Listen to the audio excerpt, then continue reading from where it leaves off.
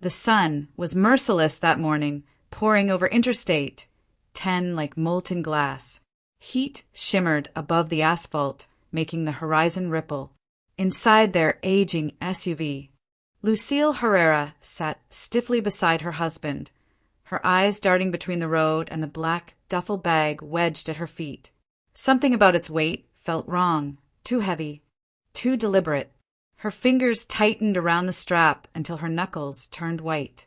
"Robert, pull over," she said suddenly, her voice sharper than she meant it to be. Robert glanced at her, startled. "What's wrong?" "You need water." "Just pull over," she repeated. There was no room for argument. He steered the SUV onto the shoulder, gravel crunching beneath the tires. The roar of passing trucks filled the silence as Lucille sat frozen, breathing shallowly. The black bag lay there between them, harmless on the surface.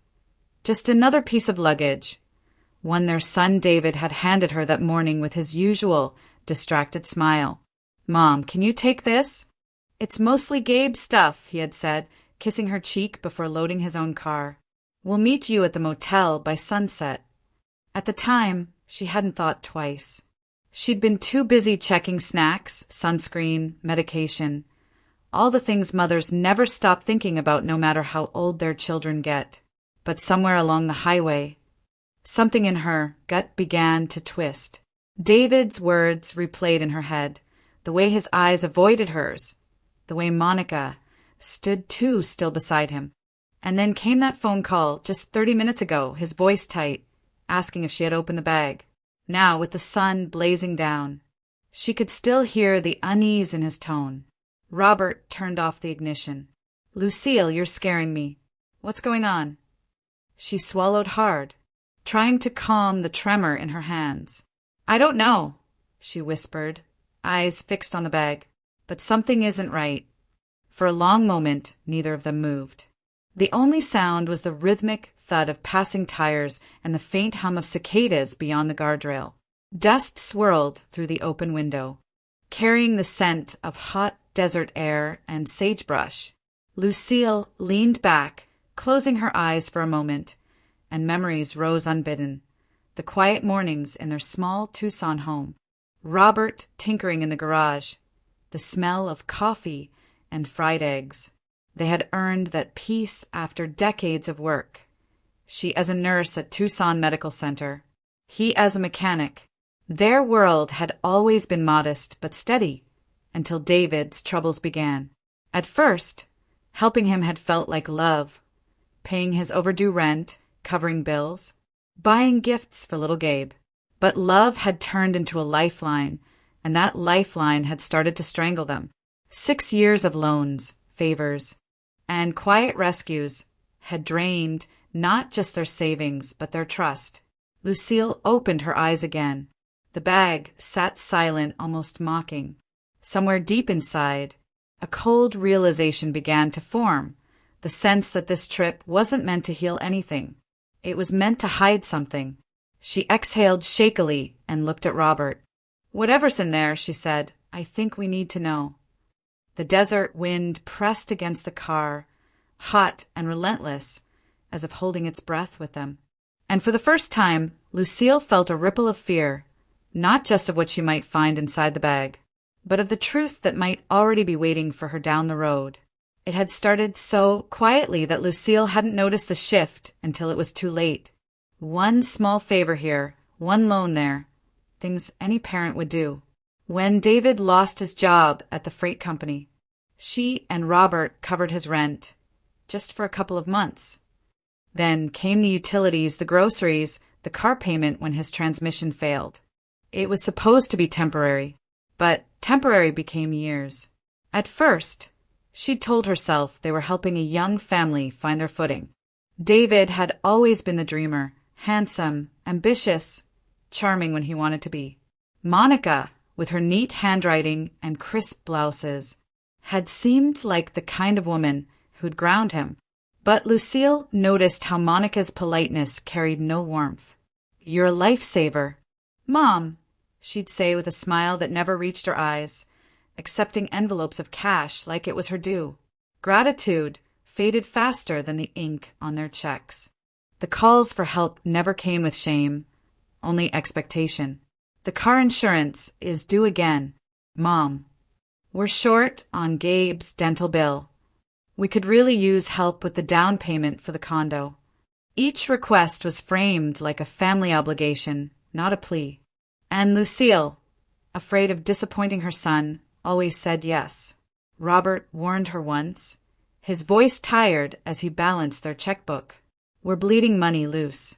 Retirement's not a bottomless pit. She'd brushed him off. They just need a little more time.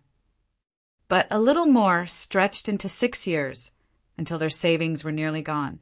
She'd watched David arrive with Monica and Gabe every Sunday for dinner, carrying that careless charm of someone who assumed the table would always be full.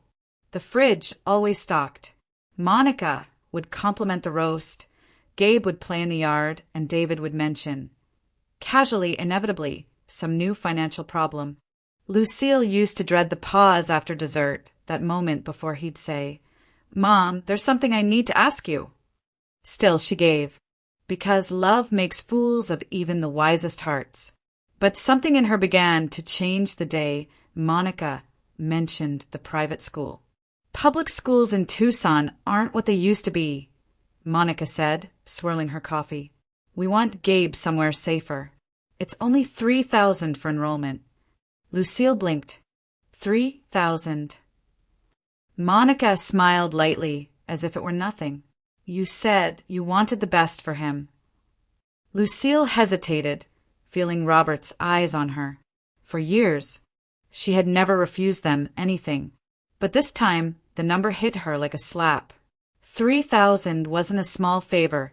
It was their grocery money for months, their property taxes, their doctor visits. I can't, she said quietly. The air in the kitchen froze. Monica's smile faltered. David looked up sharply, disbelief flashing across his face. What do you mean you can't?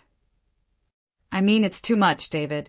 You and Monica need to handle this one. He laughed under his breath, shaking his head. You'd let your grandson stay in a bad school because of a few $1,000s? Her throat tightened. You're his parents. That's your responsibility.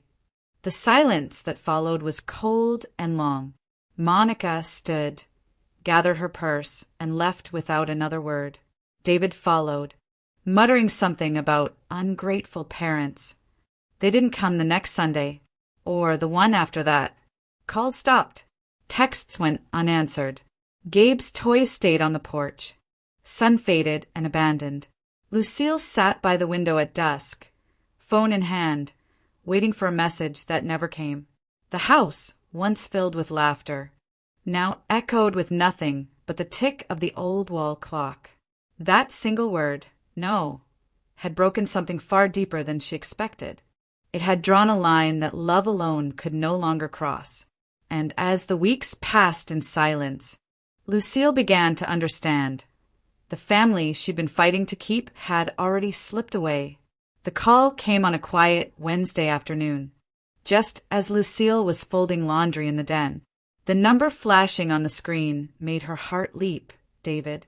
She hesitated for a second before answering, unsure which version of her son she'd hear this time, the cold, defensive one, or the boy she still remembered. Mom, he said, his voice unusually bright, almost cheerful. Hey, how are you? Lucille froze, one hand clutching the towel. I'm fine, she said slowly. It's been a while. Yeah, I know. He let out a rehearsed laugh. Listen, Monica and I were thinking it's been too long. We're driving up to Lake Havasu this weekend. You and Dad should come with us. Gabe keeps asking about you. The words hit her like a warm breeze after a long winter. Gabe missed her. For months. The house had felt lifeless without the boys' chatter, without his drawings taped to the fridge. The thought of seeing him again softened the tightness in her chest. Oh, David, she breathed, smiling despite herself. That sounds wonderful. Your father will be thrilled. Yeah, he said quickly, like he needed to get it over with. One thing. Our car's kind of packed. You know how Monica overpacks. Could you take an extra bag for us? Just some clothes and Gabe's things. Of course, Lucille replied without thinking. We'll take it. Perfect, he said, relief in his tone. I'll drop it off Friday evening. See you then, Mom. When the call ended, Lucille stood still for a moment, a cautious hope flickering inside her. Maybe this was it, the peace she'd prayed for, a small chance to mend what had been broken.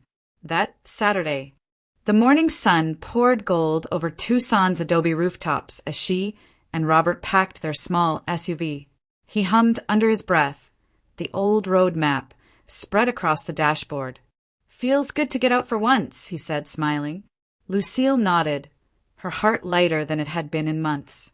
The black duffel sat neatly in the back seat beside the cooler. She'd barely glanced inside, the zipper was sealed, and she didn't want to disturb what wasn't hers. By late morning, they were cruising north along Interstate 10. The desert stretched out around them, vast and endless, rolling dunes, spiny saguaros, the occasional tumbleweed tumbling past like a wandering ghost. The radio played softly, an old Eagle song that made Lucille hum along. For a while, everything felt almost normal again. She imagined Gabe's small arms wrapping around her, his laughter echoing through the hotel hallway. Maybe they'd all sit down to dinner, talk things through, forgive each other. Then her phone rang. David's name flashed on the screen. She answered quickly, smiling. We're almost halfway there. Honey, Mom, his voice cut in low and sharp. You didn't open that bag, right? Lucille blinked, confused. What? The bag I gave you. You didn't open it, did you? Her pulse quickened, a chill crawling down her spine despite the desert heat. No, why? There was a pause, the sound of wind over the phone. Good, David said finally. His tone was strained, too calm. Just don't. I'll explain later. The line went dead. Lucille stared at the phone, her heart pounding. The landscape outside blurred in the heat. Something in her gut twisted, hard and cold, and for the first time that day, she wished they'd never left Tucson. Lucille's grip tightened around the door handle. Robert, stop. Right now. Her husband glanced over, confused. What? We're in the middle of the pull over. Her voice cracked with urgency that left no room for questions. Robert swerved gently toward the shoulder, the tires crunching against gravel until the SUV rolled to a stop beneath the blistering Arizona sun. Trucks thundered past, buffeting the car with gusts of hot wind. Lucille's heart pounded as she twisted in her seat and reached for the black duffel. Her hands trembled, but she forced herself to unzip it slowly. The scent of laundry detergent and fabric softener filled the air. Gabe's pajamas were neatly folded on top. Underneath them were some coloring pencils and a half-used sketchbook with dinosaurs on the cover. She smiled faintly for half a second before her fingers brushed something smooth, dense and cold. She lifted the clothes aside. Beneath the harmless layers were several packages wrapped tightly in black plastic, each sealed with gray tape. Her stomach turned to stone, even after decades away from hospital emergency rooms. Lucille recognized the look. She'd seen enough confiscations brought in by police back in her nursing days to know exactly what this was. Oh my God, she whispered, her throat closing. Robert, it's drugs. For a moment, the desert went silent. Robert blinked at her, disbelief written across his face. That can't be. It is, she said, voice trembling but firm. He used us. Robert's face went pale. Jesus Christ, our own son. Lucille slammed the bag shut, breathing hard. Call 911. He froze. Lucille, do it, she snapped, louder than she intended. Before he realizes. Robert fumbled for his phone, his hands shaking as badly as hers. He gave their location to the dispatcher, stammering through mile markers and road signs. Then, through the rear-view mirror, Lucille saw it, a silver sedan racing up behind them, moving far too fast. Her chest tightened. That's David's car. The sedan whipped past them, brake lights flaring red. It screeched to a halt ahead before reversing violently toward their SUV. Robert's voice cracked. Oh God, he knows. David was out of the car before it fully stopped. His face was flushed, eyes wild. He pounded on Lucille's window. Mom, open the door. We need to talk. Lucille stared straight ahead, refusing to move. Mom, please, he shouted. It's not what you think. She turned her head slowly, meeting his eyes through the glass. The boy she once knew was gone. In his place stood a desperate man cornered by his own choices. Her voice was calm, steady, almost heartbreakingly quiet. We called the police. David froze. The color drained from his face. For a long moment, he just stared at her, chest heaving, lips trembling as if trying to form words that wouldn't come. Then, without another sound, he stumbled back toward his car, his movements jerky and panicked. Lucille's pulse thudded in her ears. Robert's phone was still connected to the dispatcher, who kept asking if they were safe. Seconds later, faint but growing, came the sound that would stay with Lucille forever. Sirens in the distance, rising over the desert wind. The sky stretched wide and endless above them, burning white with heat. While everything Lucille thought she knew about love and family began to crumble in the dust along the highway.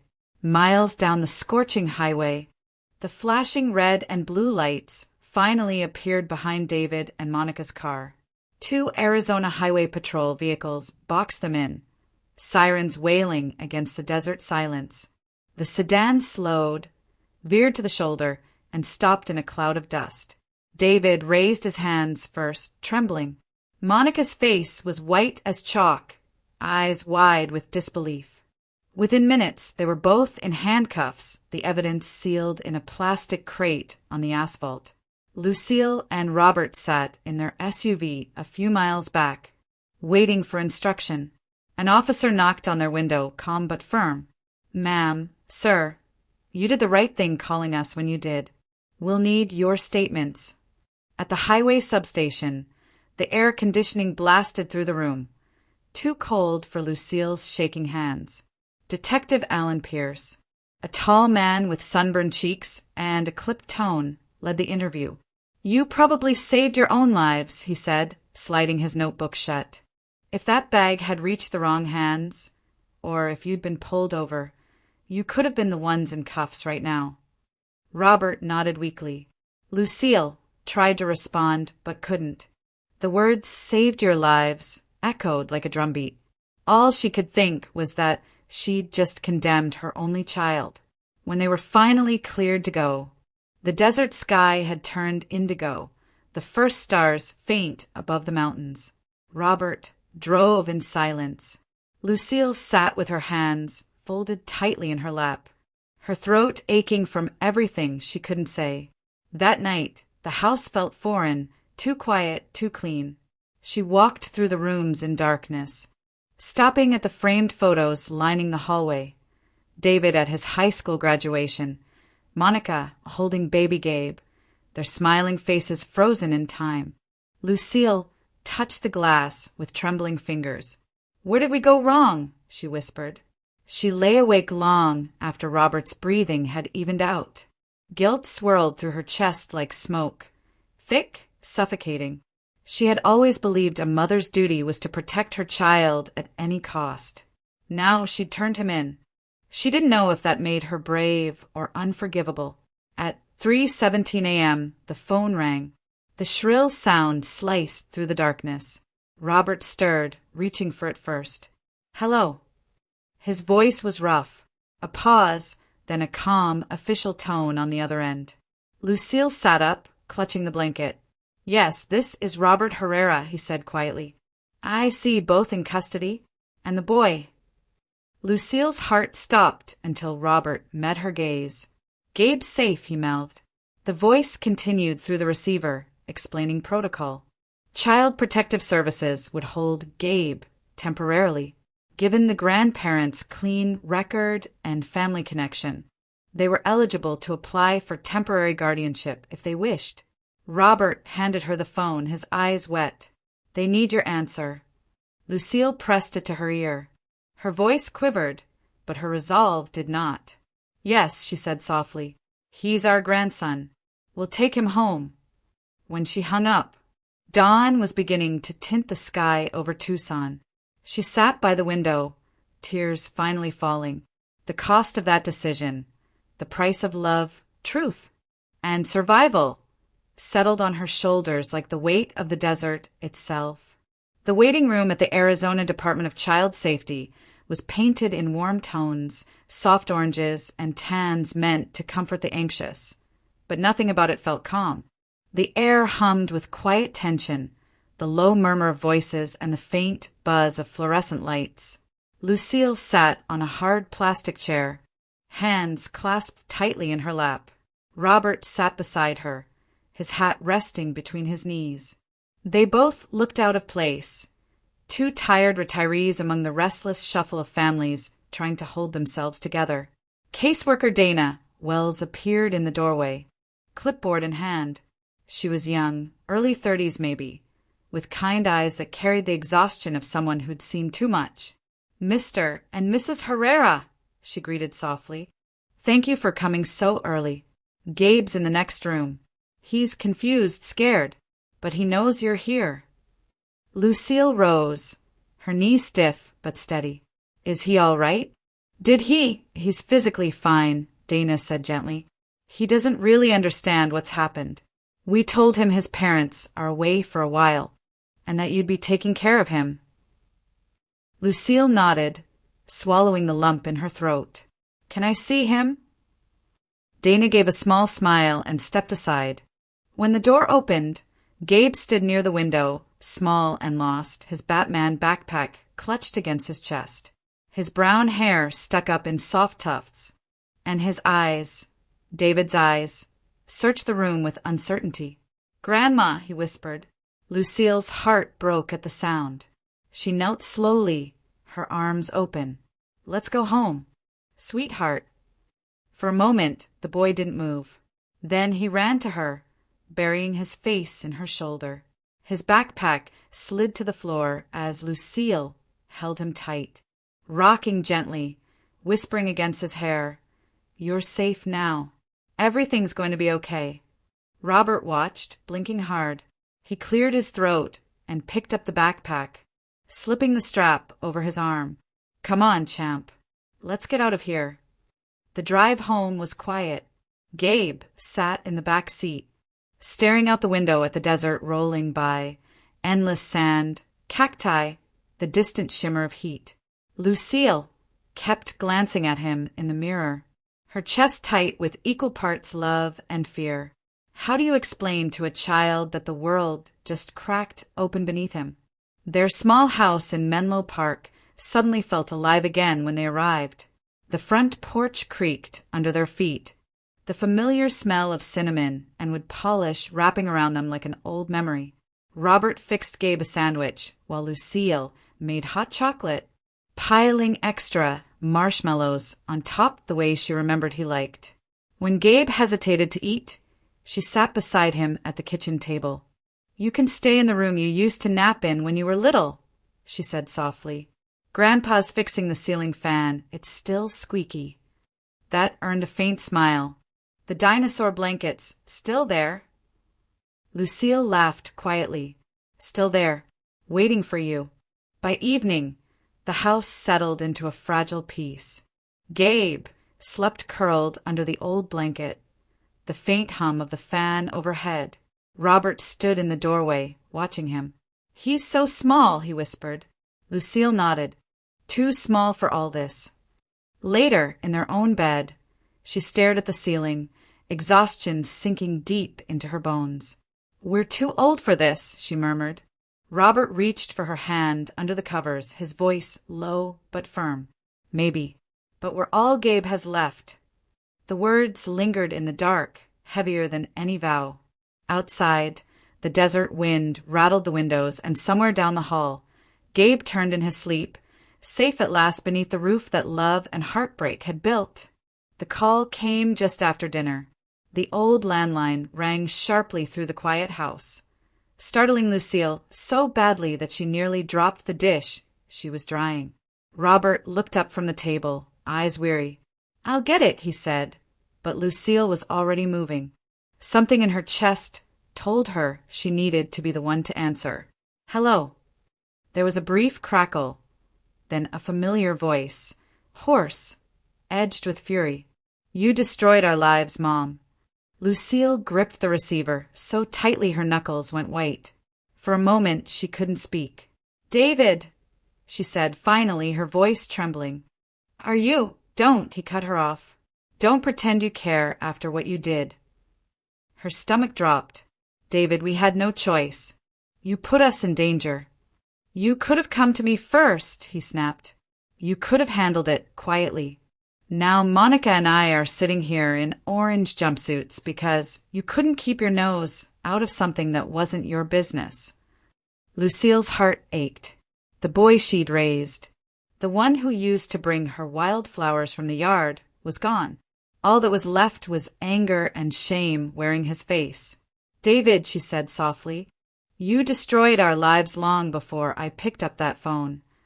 There was a sharp exhale, the clatter of the receiver shifting in his hand. Then his tone changed, cold and transactional. "We need money. A good lawyer could get us out before trial. Just pull from your savings. You owe me that much." Lucille closed her eyes, tears stinging.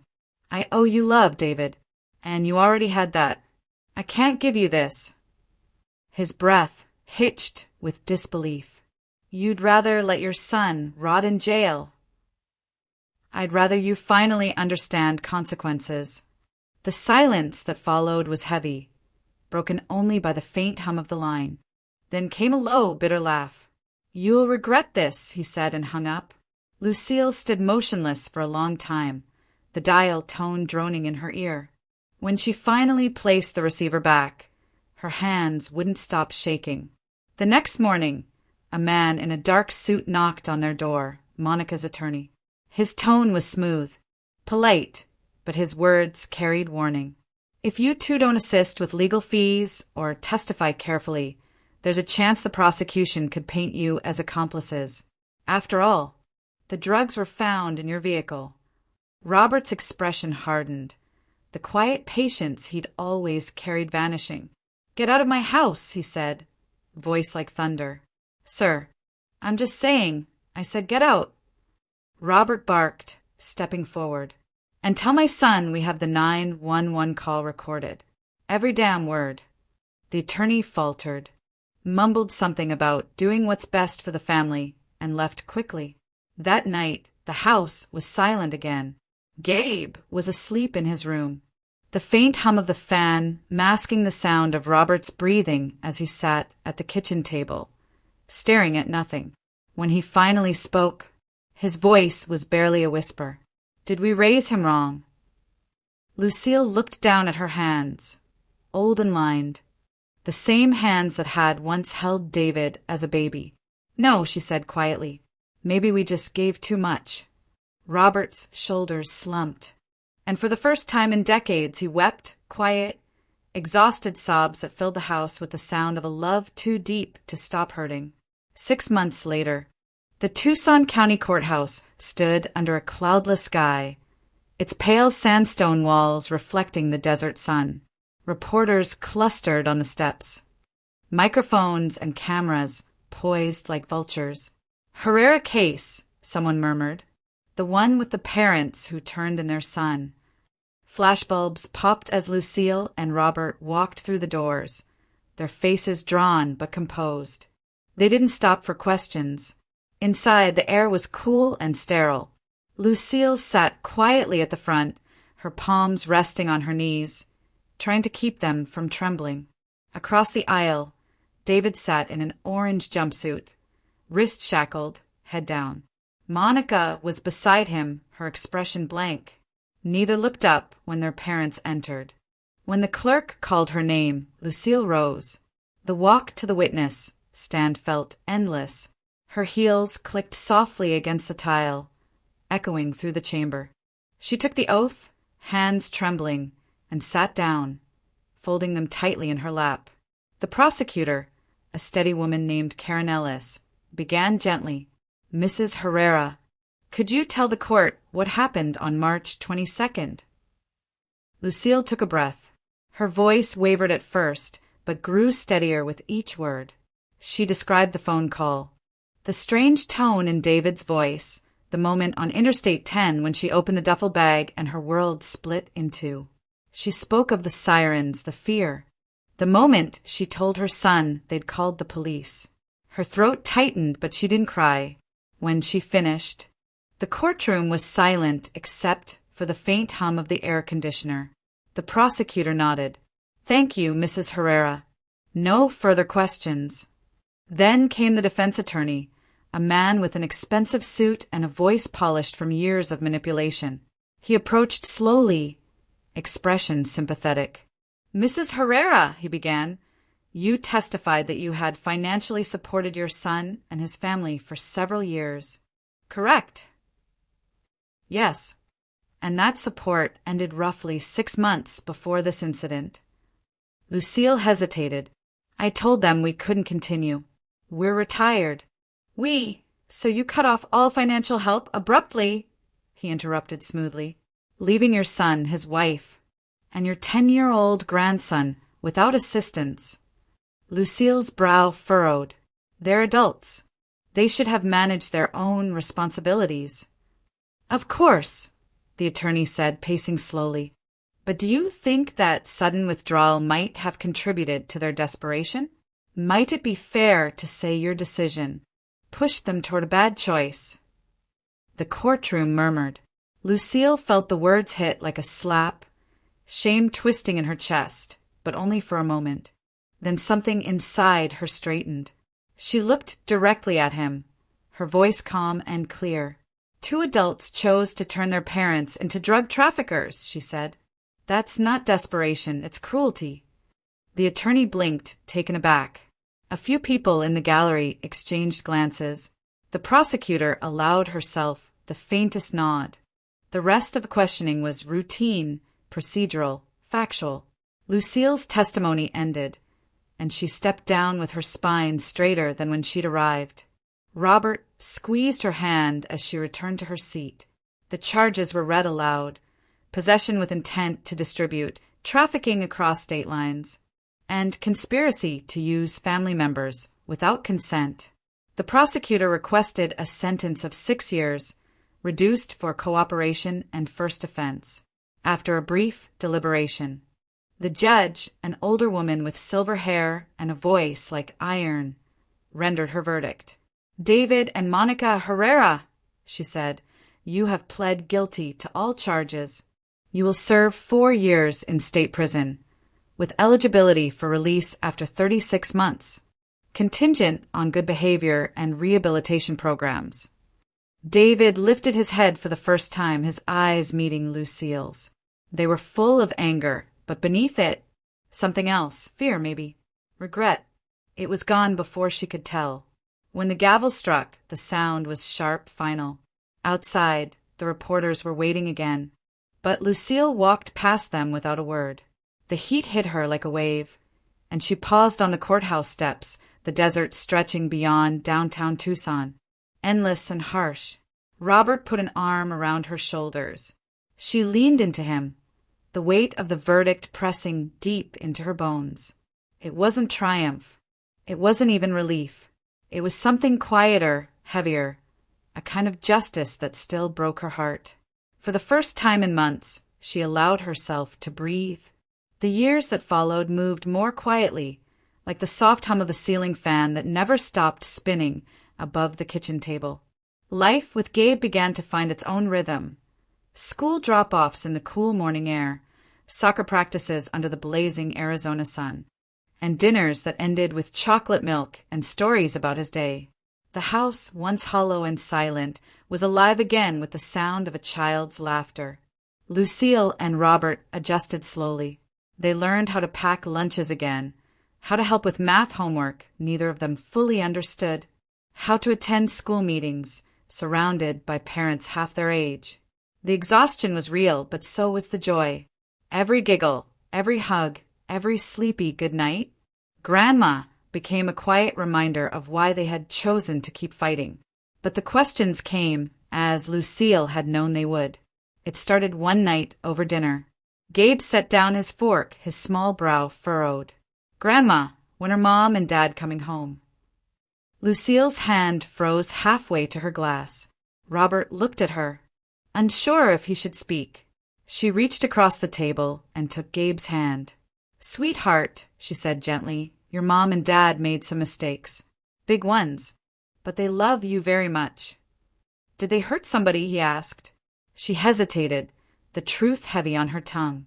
"Sometimes," she said finally, "good people can make terrible choices. What matters is that they're learning from them now." He nodded slowly, accepting the answer for what it was, his young mind not yet ready to dig deeper. "Can I write them a letter?" Lucille smiled faintly. "Of course you can." That night, after Gabe went to bed, she stood at the kitchen counter, rereading the short note he had written in his careful block letters. "I miss you. I'm playing soccer now. Grandma says I'm good at it. Love, Gabe." She folded it gently and slipped it into an envelope, feeling the ache of something that would never quite heal. Weeks later, a letter arrived in return, not from David but from Monica. The handwriting was unfamiliar at first, smaller, neater, as if shaped by the weight of reflection. "Lucille," it began, "I know I don't deserve your forgiveness. I lied to you, used your kindness, and let David drag us all into a nightmare. I've spent every day wishing I could take it back. Thank you for taking care of Gabe. Thank you for giving him the life I failed to." Lucille read the letter twice. Then a third time. The paper trembled in her hands. For the first time, Monica's words didn't sound manipulative. They sounded human, remorseful. Still, forgiveness felt far away, like a mountain she wasn't sure she could climb. Robert found her at the table, staring at the letter under the dim kitchen light. "What does it say?" he asked. Lucille passed it to him without speaking. He read in silence, then set it down gently. "It's the closest we'll get to an apology," he said quietly. Lucille looked out the window. Outside, the desert sunset stretched across the horizon in streaks of orange and rose, washing the yard in soft light. Gabe was kicking a soccer ball near the old mesquite tree, his laughter floating through the air, pure and unbroken. For the first time in a long time, Lucille felt something stir deep inside her. Not forgiveness, not yet, but a kind of peace. The house, once shadowed by pain, felt alive again. The years rolled forward like the slow drift of desert wind, quiet, steady, and unforgiving. Time softened the sharp edges of what had happened, though the memories never disappeared. Lucille and Robert grew older, their steps slower, their voices gentler. Gabe grew taller, stronger, his laughter filling the house that had once been defined by silence. And somewhere beyond the city, behind high fences and steel doors, David and Monica began their own long journey toward redemption. The first visit to the prison had nearly broken Lucille. The sterile walls, the cold hum of fluorescent lights, the sound of locks clanging shut behind her, it all felt like walking into a nightmare that refused to end. But over time, the visits grew easier. David began working in the prison library, sorting donated paperbacks and helping other inmates study for GED exams. Monica taught sewing classes in the women's ward, piecing together scraps of fabric into something resembling hope. They never asked for sympathy anymore, only updates. "How's Gabe doing in school?" David would ask, "Does he still like soccer?" And Lucille would tell him about his goals, his friends, the way he laughed like he used to as a little boy. Monica's letters became more consistent too. She sent small drawings Gabe had made during visits, and sometimes short notes of gratitude. Lucille didn't always respond, but she read every one. Something inside her had shifted, not full forgiveness, but the quiet understanding that punishment wasn't the same as cruelty. After 4 years, David was released early into a halfway house work program outside Tucson. Lucille and Robert met him there one afternoon. He looked thinner, older, his hair flecked with gray, his posture different.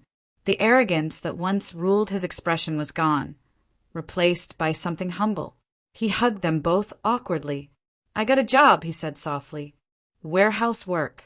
It's not much, but it's mine." Lucille smiled, tears gathering in her eyes. "That's enough, David. That's everything." For months, things seemed stable. He called every week, sometimes to talk with Gabe, sometimes just to say hello. He never asked for money again.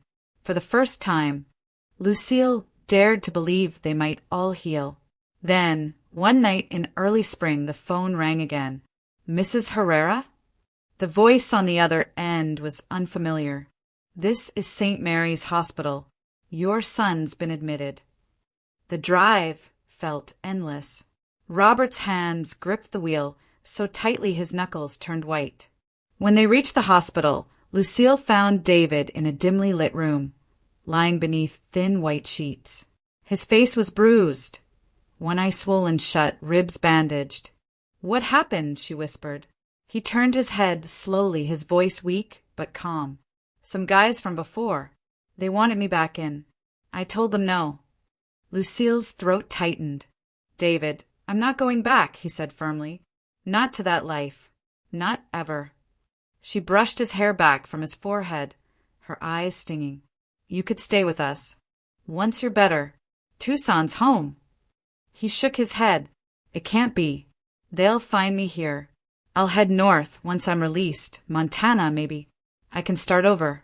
You and Dad keep raising Gabe. He deserves normal." Lucille felt her heart fracture again. But this time it wasn't from betrayal. It was from understanding. For the first time in his life, David wasn't asking her to fix his mistakes. He was protecting them. Weeks later, on a cool morning tinged with the pale light of desert dawn, Lucille stood with him at the Greyhound station. His arm was still in a sling, but his eyes were clear, steady. Gabe had drawn him a picture, 3 stick figures under a bright yellow sun, and David folded it carefully into his jacket pocket.